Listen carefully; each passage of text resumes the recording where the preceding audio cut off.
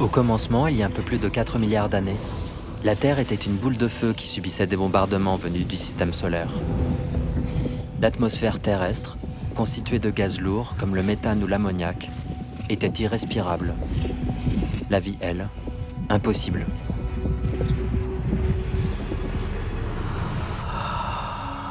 Mais des millions d'années de collisions, d'éruptions et de combustion entraînent la libération de gaz emprisonnés à l'intérieur du globe terrestre. Le diazote, la vapeur d'eau et le dioxyde de carbone se libèrent. C'est de la fureur des volcans qu'est apparu le climat.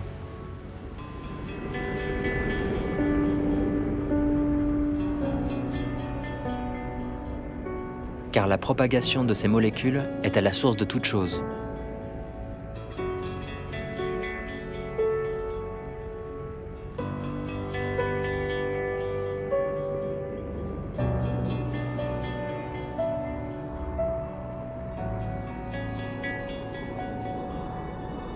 La forte quantité de vapeur d'eau présente dans l'atmosphère va entraîner un véritable déluge qui va favoriser la dispersion du dioxygène dans l'air et nous offrir un berceau, les océans. Nous sommes nés ici, en plein nulle part et par hasard, sur cette planète bleue recouverte à 71% d'eau. Et s'il a fallu des milliards d'années et des conditions idéales pour que nous voyions le jour, il ne suffira peut-être que d'un réchauffement climatique pour nous faire disparaître. Le ciel, les hommes et la mer sont ainsi étroitement liés dans un fragile équilibre. L'océan régule même le climat de la Terre, jusqu'à en être son poumon principal. Pour mieux comprendre son rôle, nous vous emmenons aux quatre coins du monde. Dans l'Atlantique, avec l'équipe scientifique Tara qui cherche dans l'eau les origines du climat. Au large du Pérou, avec les pêcheurs de calamars géants, car sous leurs pieds la mer reprend son souffle. Sur les rives de l'océan Arctique, où quelques météorologues jouent les sentinelles du temps. Pour l'heure, notre voyage commence entre mer de Célèbes, archipel de Sulawesi et détroit de Makassar. Merveilleux triangle de biodiversité où les derniers nomades des mers, les Bajau Laut, vivent encore au rythme de ce que l'océan a à leur offrir.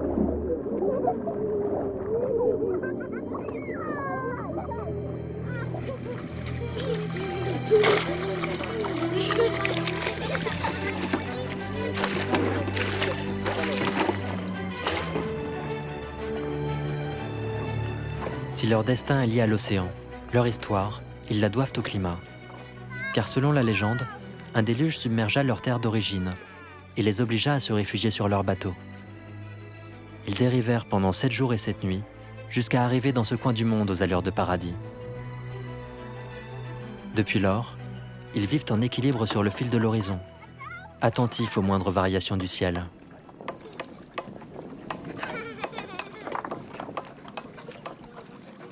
Et aujourd'hui comme hier, le chef de clan Baisaran et son fils Konaldati s'apprêtent à sonder la mer en quête du poisson quotidien. Celle-là même qui, depuis la nuit des temps, leur raconte au gré du clapotis les origines du monde. Pour nous, l'humanité a été créée par les esprits des anciens. Ils ont mis au monde 4 peuples aux particularismes distincts. Ces peuples ont été placés aux 4 coins de la Terre, formant ainsi 4 nations. 4. Les esprits ont proposé à chacun des peuples de faire un choix. À nous, les Bajau, il nous a été demandé de choisir entre savoir écrire ou maîtriser l'océan. Les anciens ont choisi l'océan. Ils ne voulaient pas apprendre à écrire. C'est pourquoi depuis la nuit des temps, les générations de Bajau se succèdent et vivent de la mer. Notre affaire, c'est de pêcher. La pêche au filet, à la ligne, c'est notre destinée. On est habitué à cette vie-là. Notre univers, c'est ici. Si on est trop longtemps à terre, notre corps devient brûlant. Les Bajau sont intimement liés au climat et aux agitations du ciel. Ils connaissent les bienfaits rafraîchissants et régulateurs de l'océan. Mais leur héritage a ses codes et ses appréhensions. Si on provoque la mer, alors que les esprits nous disent « ce n'est pas bien », eh bien on se comporte mal. Et immédiatement des choses nous arrivent. On se blesse ou on tombe malade. On n'est pas riche, pas plus que pauvre, mais il nous faut trouver notre subsistance. Et ça passe par le respect. C'est comme ça.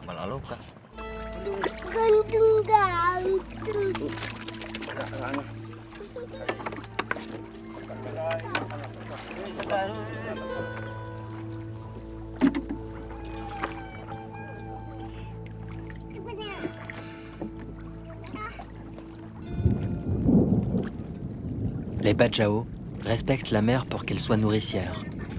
Ils ne lui prélèvent que ce dont ils ont besoin pour vivre. Ils dépendent de ses bons vouloirs et des caprices du ciel aussi. La pluie se met à tomber, le vent à se lever. Conaldati, quant à lui, donne l'ordre d'ancrer les bateaux au récif et de faire preuve de patience.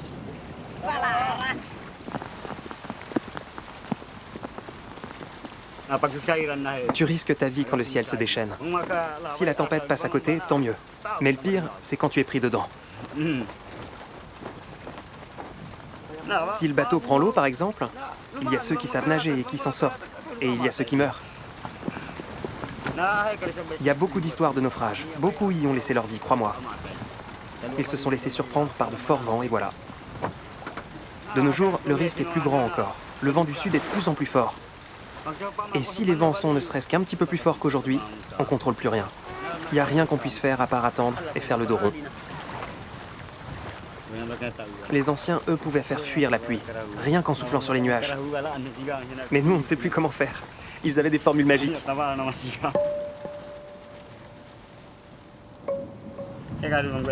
Si on les connaissait, on les aurait déjà récités. Mais on les a oubliés. Toutes les civilisations ont une histoire jalonnée par des déluges, des inondations ou des tempêtes. L'histoire de l'homme est liée à celle du climat depuis la nuit des temps. Le vent tombé, Baysaran et Conaldati ont décidé de lever l'ancre, partir en quête de poissons, là où le ciel serait plus clément. Ailleurs.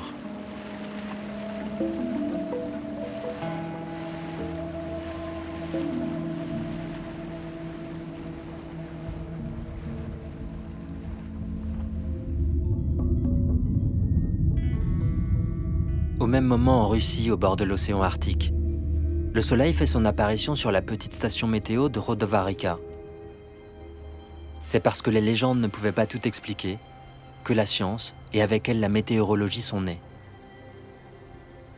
Pour tenter de comprendre les phénomènes climatiques, l'homme a alors éprouvé le besoin de venir s'installer dans les coins les plus reculés de la planète.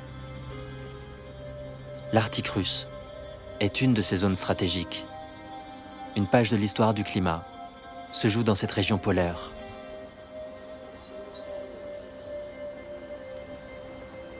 De la glace et de la rouille, quelques baraquements qu'on dirait abandonnés.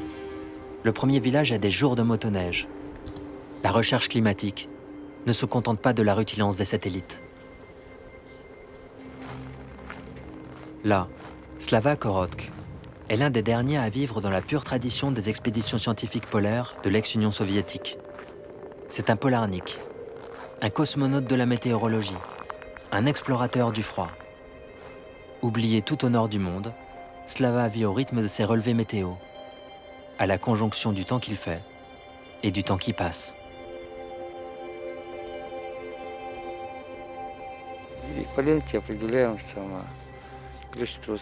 Cette bande nous permet de savoir quelle durée d'ensoleillement on a eu ici. Tout ça est noté, enregistré, envoyé.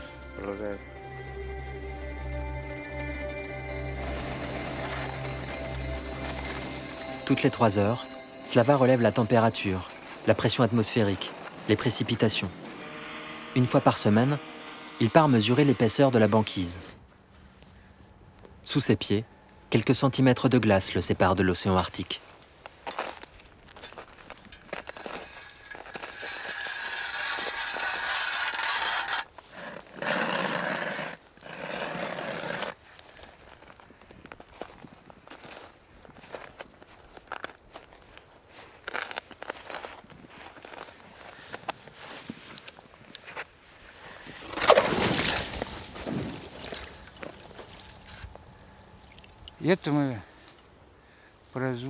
Nous faisons ça essentiellement pour étudier la banquise. Parce que l'accumulation des glaces dépend de la couche de neige, de la hauteur de la neige, de sa densité aussi.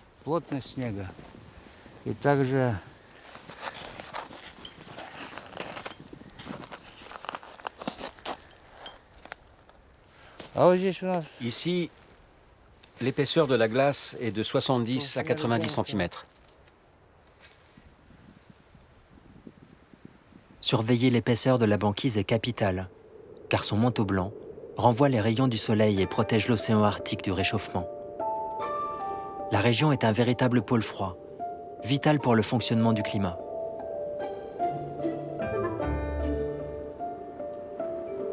C'est relevé à la main, Slava part transmettre le bulletin de santé de la glace et du ciel. C'est à 8h30 précise tous les jours qu'il a rendez-vous. Son seul contact avec l'extérieur, il le doit à un radiotransmetteur.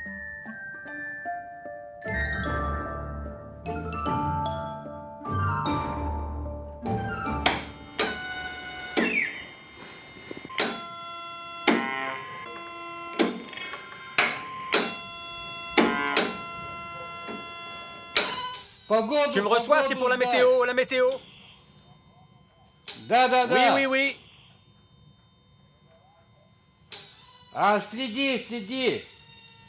23 103, 23 103, 419 97, 419 97, 110 46, troisième section, 210 87, 210 87. Même à l'heure des satellites, les stations météo au sol restent indispensables. Les relevés de Slava n'ont beau tenir qu'à un fil, ils sont fiables. Ces données seront utilisées par les prévisionnistes du monde entier pour modéliser le climat et comprendre ce qui change d'année en année. Car en météorologie, tout est connecté. Les différences de température et de pression entre les pôles et l'équateur vont ainsi créer les vents et les courants. Et les courants eux-mêmes, tantôt de surface, tantôt de profondeur, vont jouer un véritable rôle de régulation du climat. À Paita, au Pérou, grâce au courant venu des profondeurs qui remonte avec lui des nutriments, le climat est à l'origine de la vie. Et c'est grâce au courant de Humboldt en particulier que le Pérou doit sa place de deuxième producteur de poissons au monde. À Paita, on pêche essentiellement la pota, le calamar géant. Il finira à l'exportation en farine animale, en beignets surgelés ou encore en pâte à surimi. De quoi réjouir les pêcheurs de Paita. Ici, tout le monde rêve de se faire construire son bateau ou tente de se faire embarquer en mer. On rêve de poissons tous plus grands les uns que les autres et de pêche miraculeuse. Victor Silva, capitaine de navire, est sur le point de partir. Le temps de s'assurer que son équipage est prêt à lever l'ancre et son navire, l'impératrice Blanca Eugenia, pourra s'élancer à l'assaut du Pacifique. Salut les gars, comment ça va?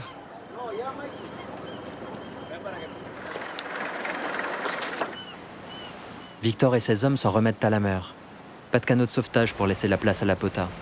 Et le cœur plein d'espérance, pour oublier qu'on ne sait pas nager. Car comme partout ailleurs dans le monde, la mer a ses dangers. Une fois, on est parti pêcher la dorade coryphène. On n'était pas parti depuis longtemps quand le bateau a commencé à prendre l'eau. On n'avait pas attrapé beaucoup de poissons.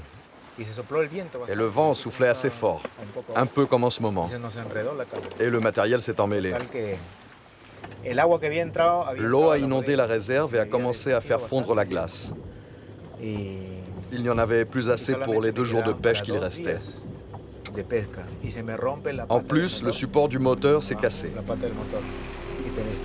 On travaillait en bas, les lignes étaient à l'eau, on avait un gros problème.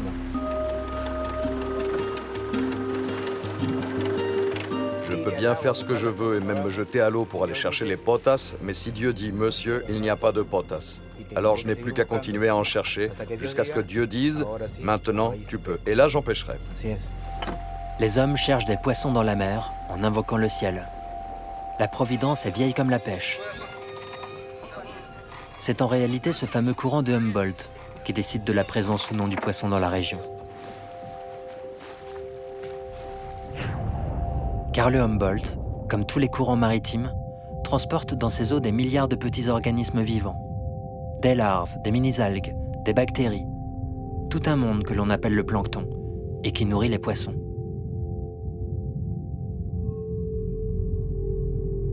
Et aussi incroyable que cela puisse paraître, ces petits organismes à la base de la chaîne alimentaire marine jouent également un rôle considérable dans la régulation du climat.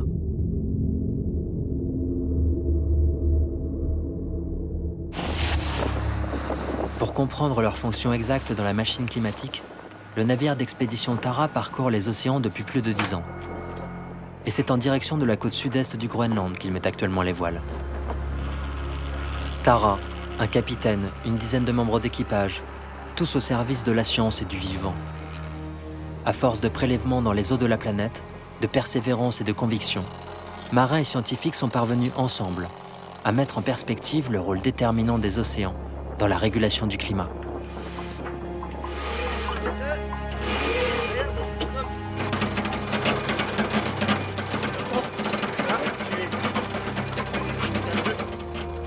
À bord, Gabi Gorski, spécialiste du plancton. Il est sur le point de mettre à l'eau son filet manta pour son premier prélèvement de la journée. Donc on relève les positions GPS, heure de départ et tutti quanti pour avoir toutes les données nécessaires pour estimer ensuite le volume et surface.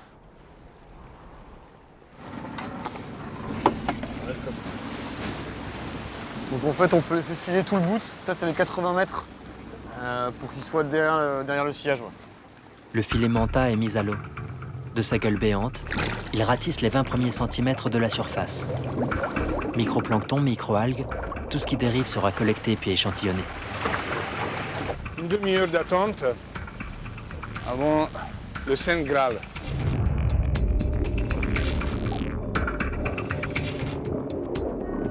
Avec un soleil qui ne se couche pas à cette période de l'année, et grâce à un fort apport en nutriments, les eaux arctiques sont riches. Il ne faut pas attendre longtemps pour que le filet de Gabi tombe sur un bloom planctonique. Une explosion de vie, spontanée. Ce phénomène de multiplication est d'une telle importance qu'il peut être observé depuis l'espace.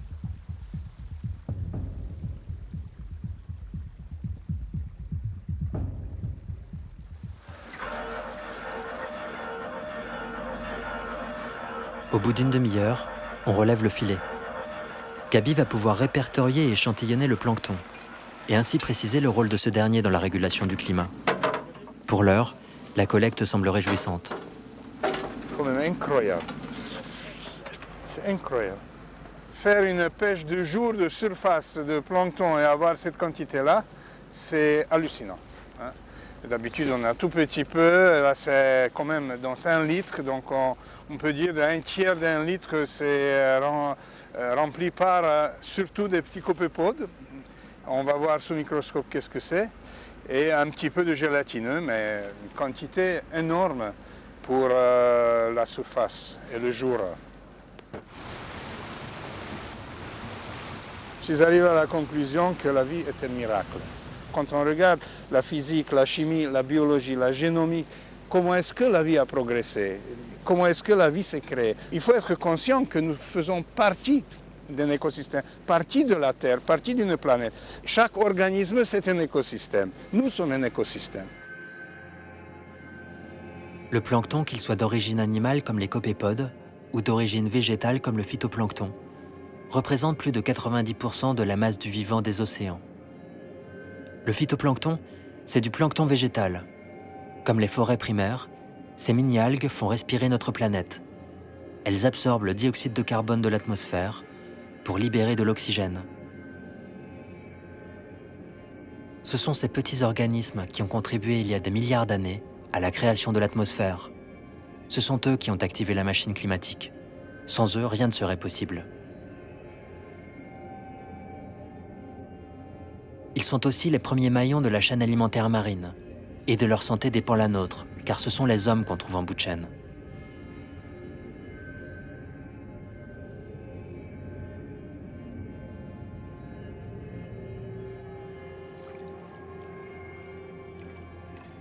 Et en mer de Célèbes, Baisaran et Koneldati en sont un bon exemple. Voilà plusieurs jours qu'ils sont en quête d'un lagon où pêcher. Ils se déplacent au rythme du courant et du plancton, tentant de déjouer les caprices du ciel. Leurs embarcations de fortune pour seuls abris. Nous, on est nomades, on vit au rythme de l'océan. Notre prochaine destination dépend du poisson, qui lui-même dépend du courant. Disons que si le courant va dans cette direction, eh bien on va avec lui. Et si à l'arrivée il pleut, eh bien il pleut. Pas le choix, c'est comme ça. S'il ne pleut pas, c'est mieux, forcément. À l'arrivée, le soleil est au rendez-vous. Et pour être certain que les courants conduisent Baisaran et son clan sur un banc de poissons, c'est Sibline qui se jette à l'eau, l'un des meilleurs chasseurs-plongeurs de la région.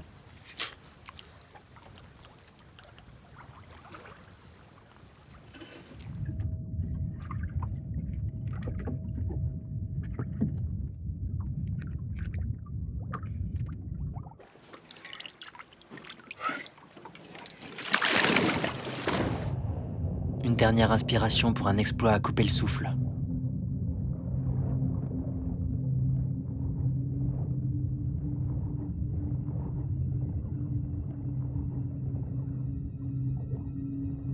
Sibline semble être l'un des derniers à se souvenir que l'océan nous fait respirer. Il est capable de rester plusieurs minutes sous l'eau, en quête de poissons et par 15 mètres de fond, défiant les limites du corps humain. Son corps est si dense qu'il peut rester en position debout, comme s'il chassait à terre. Son cœur passe à 30 pulsations minutes. Son instinct de survie lui indique le moment où tirer.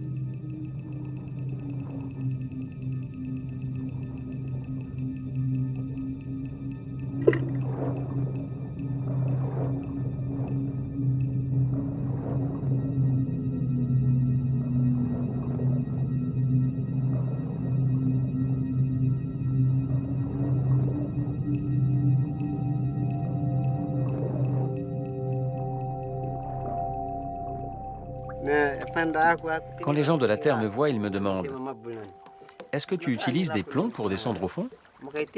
Je leur réponds que non. « Mais alors comment c'est possible ?» me demandent-ils. « Comment est-ce possible que tu marches au fond de l'eau ?» En fait, j'ai un don particulier. C'est un chaman qui me l'a dit. Et je suis maintenant capable de rester plusieurs minutes sous l'eau. La chasse sous-marine, c'est fait pour moi.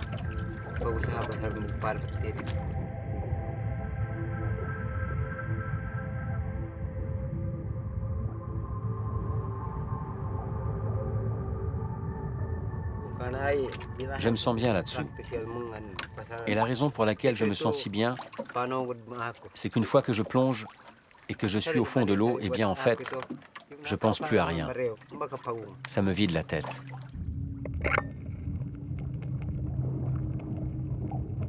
La mer est constituée d'eau. L'eau, pour tout être terrestre, est l'élément non respirable, l'élément de l'asphyxie. Sauf pour Sibline, qui est presque devenu un homme-poisson, en symbiose avec son élément. Et en réalité, c'est lui qui a raison. La mer fait le lien entre la surface et les profondeurs. Grâce au courant, notamment, elle absorbe le dioxyde de carbone de l'atmosphère pour libérer de l'oxygène. C'est elle qui, en surface, nous donne de quoi respirer, en plus du poisson dont on se nourrit. Les Bajau peuvent maintenant manger. Les mains dans le plat mais un œil sur la mer, l'autre sur le ciel. Car c'est la période des grandes marées, et Baisaran se veut méfiant. La marée, on ne sait pas si c'est bon ou mauvais. On ne connaît pas grand-chose à son sujet. Ce qu'on sait, c'est que si on se laisse dériver avec elle, elle peut nous emporter. La marée, c'est la mer qui respire. Elle vient, elle repart. Et de nos jours, les courants et les vents sont de plus en plus forts. Et on ne sait pas pourquoi. C'est compliqué pour nous. Les Bajau sont comme des sentinelles du climat. Car des vents et des courants plus forts, ce sont les symptômes d'un changement climatique. Parce que l'océan et le climat sont indissociables, parce que le ciel et la mer sont liés depuis la nuit des temps.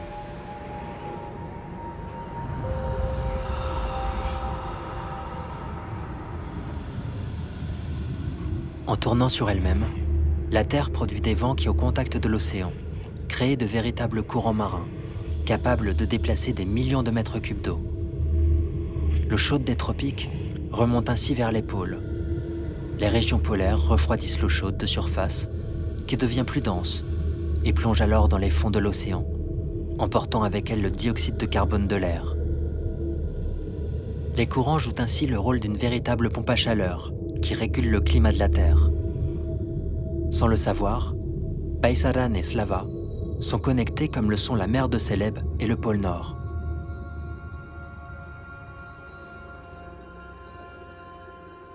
Nous sommes à quelques jours du printemps sur la petite station météo de Rodovarica, et Slava en est à son 3e relevé de la journée.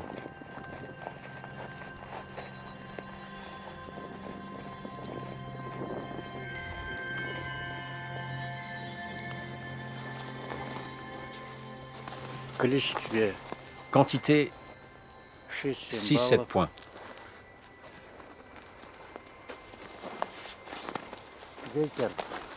Direction du vent, sud-sud-ouest.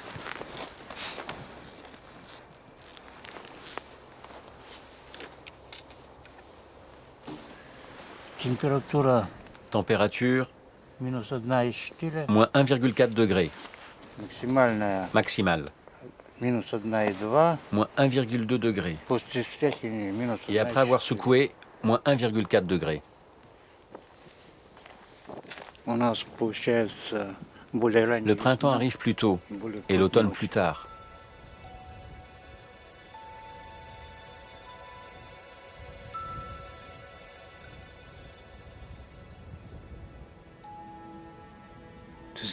Tu sais, avec le réchauffement, les Pays-Bas seront peut-être inondés. La Russie aussi, mais pas entièrement. Mais quand tout cela aura lieu, je serai de toute façon à la retraite depuis bien longtemps. Je ferai pousser des légumes autour de ma datcha.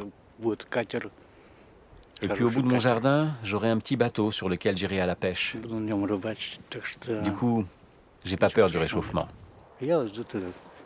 Regarde ces étendues. Sais-tu à quel point il est plaisant de se retrouver dans la toundra quand tu fais 30, 40, 50 km et qu'il n'y a aucune habitation alentour? Où que tu poses le regard, tout est d'un blanc immaculé. L'horizon fond.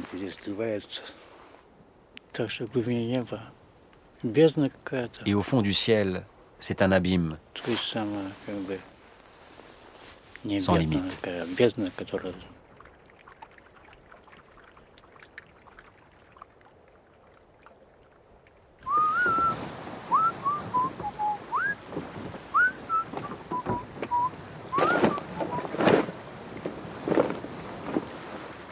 De l'autre côté du monde, au large du Pérou, Victor et ses hommes sont sur le pont. Et il y a comme un quelque chose de différent dans l'air et dans l'eau, qui leur fait dire que la pota, les calamars géants, sont dans les parages. L'espoir et les pronostics vont bon train. Ça faisait longtemps qu'on n'avait pas trouvé autant de potas en cette saison. Nous ne pensions pas qu'il y en aurait autant. Elles sont plus au nord d'habitude, mais elles se déplacent vers le sud depuis quelque temps. Cette migration, c'est un nouveau symptôme du changement climatique. À mesure que la planète se réchauffe, le plancton migre vers les eaux froides. Et avec le plancton, c'est toute la chaîne alimentaire qui se déplace vers les pôles. Victor et ses hommes sont aux avant-postes d'un monde qui change. Leur zone de pêche exclusive et les lois qui les protégeaient hier seront bientôt caduques. Le climat est en train de redistribuer les cartes de la pêche mondiale.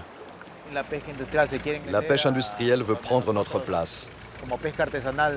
Une place que nous avons pourtant chèrement acquise, nous les artisans. Les Chinois, les Coréens, les Japonais aussi. Ils veulent tous pêcher ici. Ce sont eux qui ont le pouvoir. Ils ont pratiquement fait disparaître la sardine, l'anchois aussi, et maintenant ils veulent en faire autant avec la pota.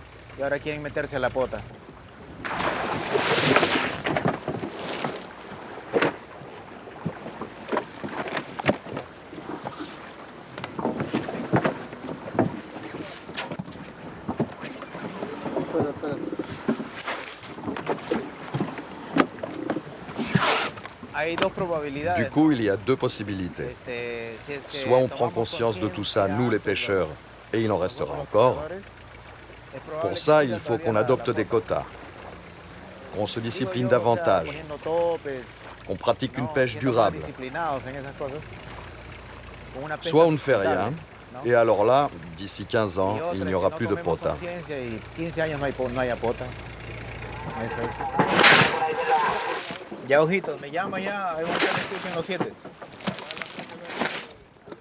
En attendant les bonnes résolutions sur la pêche industrielle, les hommes de Victor sortent malgré tout leur première pota de l'eau. Et bientôt, la fréquence des prises confirme qu'un banc de potas s'offre naïvement une danse sous la carène du bateau. De longs tentacules rétractiles, elles-mêmes dotées de puissantes ventouses pour immobiliser des proies importantes. Des pigments changeants, qui semblent aussi traduire leur humeur. Et un orifice buccal assez puissant pour broyer ses victimes d'un coup sec. Voilà Dosidicus gigas, le diable des profondeurs en personne, comme les pêcheurs aiment l'appeler. Le calamar de Humboldt.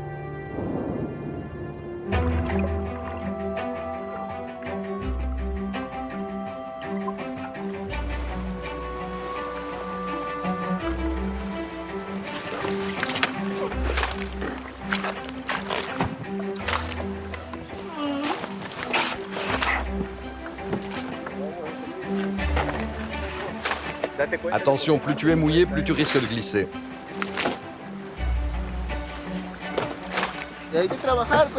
Ça nous donne assez d'argent pour survivre et pour entretenir la famille.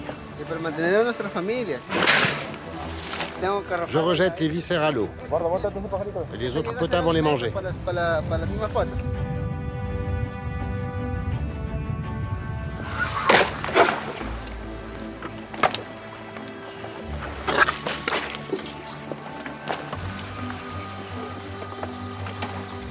Il est grand celui-là. Il pèse combien d'après toi? 8 kilos? Tu rigoles, je dirais au moins 20 kilos. On en a pêché qui pesait jusqu'à 90 kilos. La pota peut t'attaquer. Elle peut te tirer vers le fond.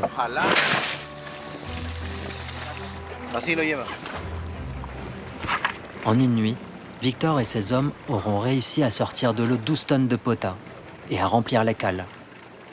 L'impératrice Blanca Eugenia, le ventre plein, peut maintenant fièrement rentrer au port. Au large du Groenland, le navire d'expédition Tara, quant à lui, vient de jeter l'ancre. Olivier Gilg, sa femme Brigitte et leur fils Vladimir ont repéré une île sur laquelle ils devraient pouvoir effectuer des prélèvements et des comptages. Car voilà plus de 10 ans que cette famille d'ornithologues parcourt l'Arctique. Et avec cette mission Tara, ils vont pouvoir mettre à jour un précieux inventaire des oiseaux du Sud-Groenland. Les oiseaux de la région sont en effet considérés comme de véritables marqueurs climatiques. Le pied à terre, c'est la sterne arctique qui les reçoit. Cette dernière est particulièrement étonnante. Le climat et les saisons conditionnent entièrement sa vie. Elle effectue chaque année un voyage de 70 000 km d'un pôle à l'autre pour y trouver des températures favorables à son développement. Jusqu'à atterrir ici, tenter de s'y reproduire avant de repartir. Lui, c'était un nid de 2 œufs, donc c'est bon. Il doit y avoir des jeunes. Tu cherches les jeunes, Vlad? Ah, on brûle là. Oh, ils sont agressifs, hein.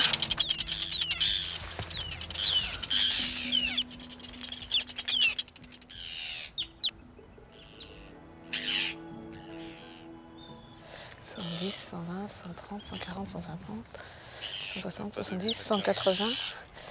Ça fait 5, je retiens 5, 6, 255 nids. C'est énorme. Ouais. Énorme. Il n'y a même pas 2000 m² là d'habitat favorable. À raison de 2-3 œufs par nid, ça fait plus de 500 jeunes qui peuvent éclore sur un petit bout comme ça. Compter les nids et ramasser les plumes.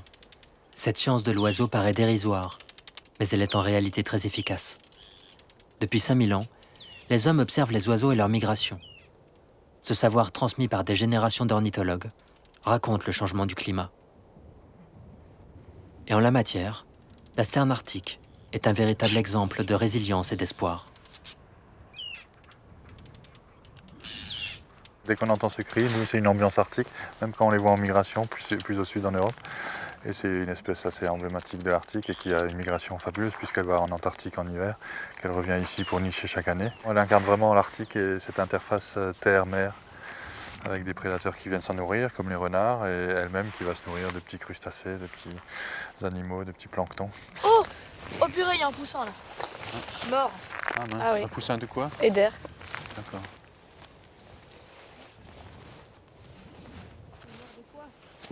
Oula, il est gros en plus. Celui-là, il était déjà né depuis un moment. Hein. Pour un scientifique, la mort, la vie sont connectés, comme le sont prédateurs et proies. Tout n'est qu'une question d'équilibre. Alors bon, les eiders vivent très vieux, hein, donc ça ne va pas les empêcher de revenir l'année prochaine. Il y a quand même assez peu d'îles favorables pour la nidification, donc elles vont revenir 1 an, 2 ans, 3 ans, 10 ans. C'est pas simplement la température qui est le thermomètre qui va agir sur une espèce. C'est l'eider avec le goéland, avec l'ours, avec la banquise, avec la pluie aussi. On a vu dans le nord qu'autrefois il n'y avait pas du tout de pluie au nord du Groenland en été. Aujourd'hui on commence à avoir de la pluie et certaines espèces qui nichent là-haut ne sont pas du tout adaptées à la pluie. Les poussins ont un duvet qui ne leur permet pas de survivre à 1 ou 2 jours de pluie, donc les colonies entières sont décimées très vite.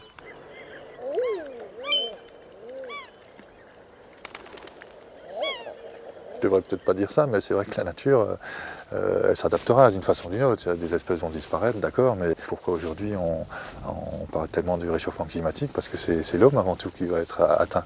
Les oiseaux, ma foi, voilà, quelques espèces vont disparaître, les autres vont monter au nord, mais des nouvelles communautés vont se former avec des nouvelles interactions, justement, mais ça ne sera pas la fin du monde. La fin du monde n'est pas pour tout de suite, mais d'ici 2050, on prédit la disparition d'un oiseau sur 6, d'un reptile sur 5, d'un mammifère sur 4. Avec l'équivalent de 15 milliards de tonnes de dioxyde de carbone relâchées chaque année dans l'air, l'océan a beau faire ce qu'il peut, la pompe arrive à saturation.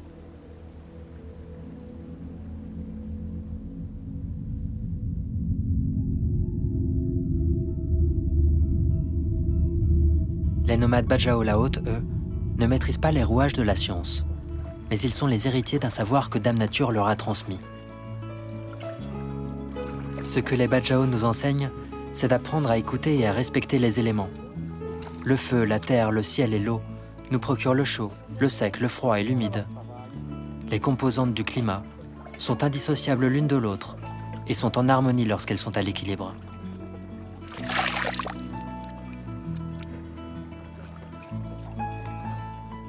Dès que le ciel et la marée le permettent, Konaldati et ses frères se munissent d'un masque et d'un seau. Ils interrogent les profondeurs, en quête de coquillages et de bénitiers géants. Car la vie des Bajau repose essentiellement sur celle des récifs de corail, qu'ils connaissent sur le bout des doigts. Ces hommes-poissons savent que les coraux sont vivants. Le corail n'est autre qu'un gélatineux de la famille des méduses. C'est un plancton. Un plancton qui ne dérive plus en surface avec les courants, mais qui est fixé au sol. Munis de racines et de branches, les coraux forment de véritables forêts sous-marines tropicales. Et comme les forêts, elles abritent la vie et pompent le carbone de l'air. Leur rôle est déterminant dans la régulation du climat.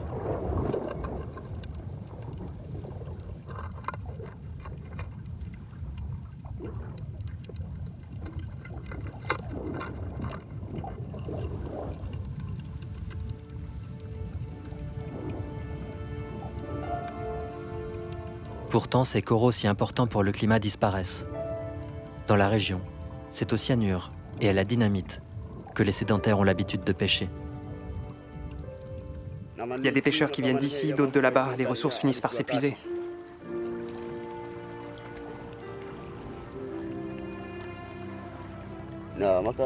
Et puis on n'est pas autorisé à aller pêcher sur ce récif là-bas, sur celui-là non plus.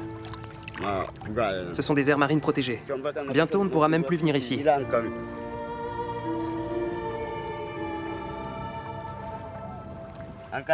On est chassés par les pirates des Philippines aussi. Les hommes sont devenus fous. Qu'est-ce qu'on devient, nous? Du coup, on est venu se réfugier ici. Mais ce matin, c'est pour ramasser du bois et réparer le toit d'un bateau qu'ils accostent. Une île aux allures de paradis qui recèle de secrets bien gardés. Pour Baisaran, mettre le pied à terre, c'est faire prendre des risques à toute sa famille et l'exposer au danger. Dès lors, une seule obsession, en finir avec la halte et s'en remettre au ciel et à la mer. Amène ça là-bas. Rentre te reposer. Maintenant? Oui, rassemble les morceaux de bois. Prends le tas et emporte tout ça au bateau. Posez-vous, faites une sieste, j'arrive.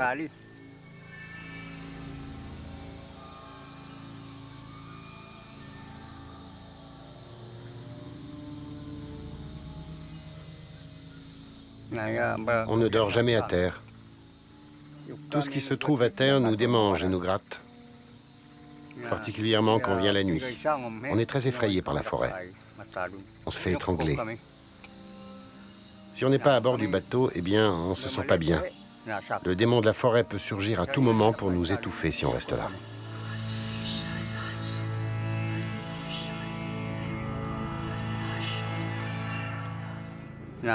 Les esprits de la mer, eux, ce sont des gentils. Ils nous préviennent du danger.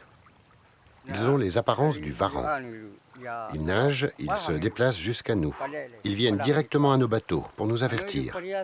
Et si vous n'êtes pas autorisé, c'est mieux par là. Et si on se comporte mal à l'égard de notre prochain, il y a un risque pour que les esprits de la mer nous abandonnent. Pour entretenir cette relation avec eux, on doit faire des offrandes à l'océan. Et si on se comporte bien, rien ne peut nous arriver.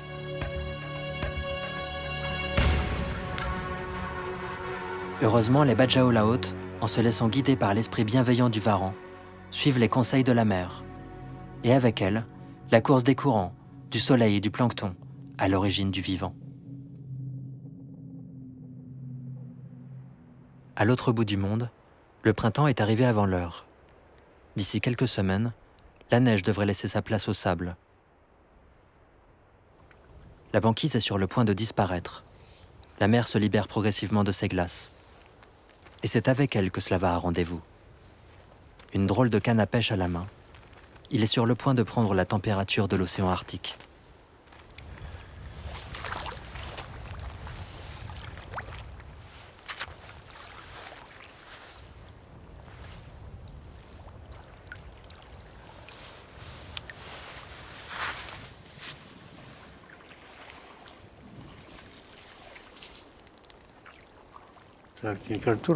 Alors, la température est de moins 1,8 degré dans la couche supérieure de l'eau. La glace est bosselée à hauteur de 9-10 points. Et c'est tout, le travail est terminé.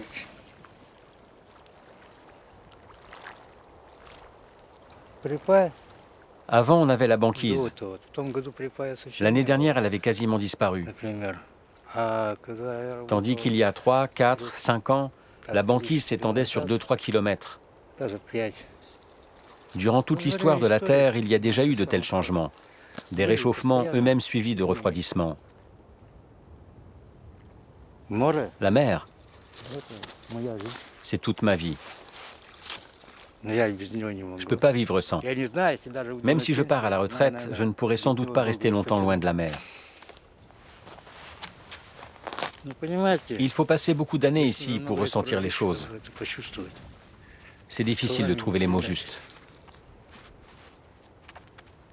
Et puis sans rien rajouter, Slava s'en est retourné. Sur le navire d'expédition Tara, Gabigorski, quant à lui, poursuit sa mission. Il s'apprête à inspecter d'un peu plus près le plancton à l'origine du climat. Aussi petit soit-il, si le plancton devait subir un stress lié à une hausse des températures, les conséquences pourraient lui être fatales. Et il semblerait qu'un invité de la dernière heure menace déjà ce fragile équilibre.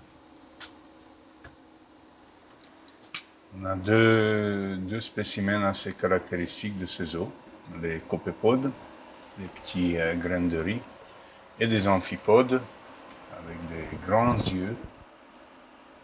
Donc malheureusement, on a aussi à la surface du plastique qui flotte, les fragments de plastique, en sachant que la vie est présente sur cette planète, on pense, depuis à peu près 4 milliards d'années. Le plastique existe que depuis 60 ans. Et on a réussi, l'homme a réussi de polluer tous les eaux, du pôle sud au pôle nord, tous les océans, quasiment toutes les rivières, partout il y a. Je dis des fois aux étudiants, c'est pas la peine de jeter le sac plastique dans la poubelle. Vous l'assaisonnez bien, vous le mangez directement, de toute façon il va revenir dans vos assiettes. Déjà sur l'image, on voit le fractionnement. Et ça va revenir dans la chaîne alimentaire jusqu'au poisson, on le sait. Donc, sachant ça, je suis optimiste parce que je pense que tout le monde peut comprendre ça, y compris les échelons politiques. Et donc, faire l'effort de remplacer le plastique qui n'est pas nécessaire par des produits biodégradables. On sait les plastiques dangereux pour la chaîne alimentaire et pour notre santé. Mais ils sont dangereux pour le climat aussi. En bloquant la lumière ou en polluant les nutriments, les plastiques troublent le développement du plancton, mettant à mal les liens qui unissent le ciel, les hommes et la mer. Victor Silva, quant à lui, ne veut pas en rester à ce triste constat. À peine rentré de sa pêche fructueuse au calamar géant qu'il est déjà reparti, avec sa femme et sa fille cette fois. Il les emmène sur Isla Foca, où on ne compte pas moins de 54 espèces de poissons, 32 espèces de mollusques, des mammifères, des étoiles de mer, des crustacés, et du plancton à foison bien sûr. Et puis à l'abri des regards indiscrets, on trouve aussi une colonie toute particulière, dont l'observation oblige à l'accostage et à la grimpette. Allez ma chérie.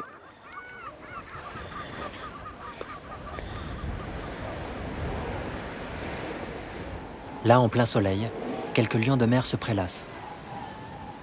Ils sont les principaux concurrents des pêcheurs, car ils se nourrissent eux aussi de calamars géants. Il y a quelques années, les pêcheurs de la région à coups de rame en ont tué des milliers. Mais Victor condamne, et il a ses raisons.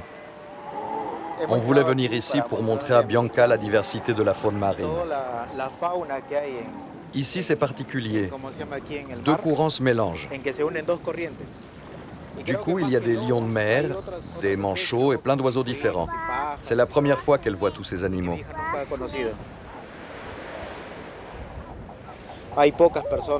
Peu de pêcheurs sont sensibles à ça. La plupart ne voient que son intérêt. C'est de l'opportunisme.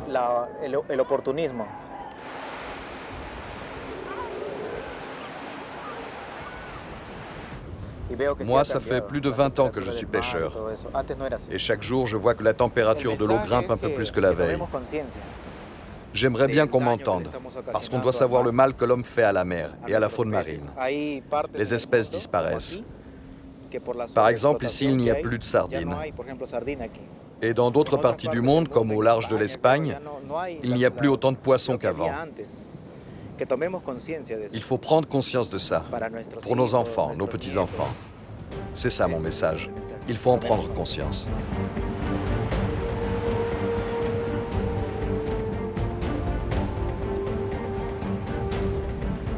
L'océan est le principal régulateur du climat. Chaque être vivant dépend de ce fragile équilibre. De cette prise de conscience dépendra le monde de demain.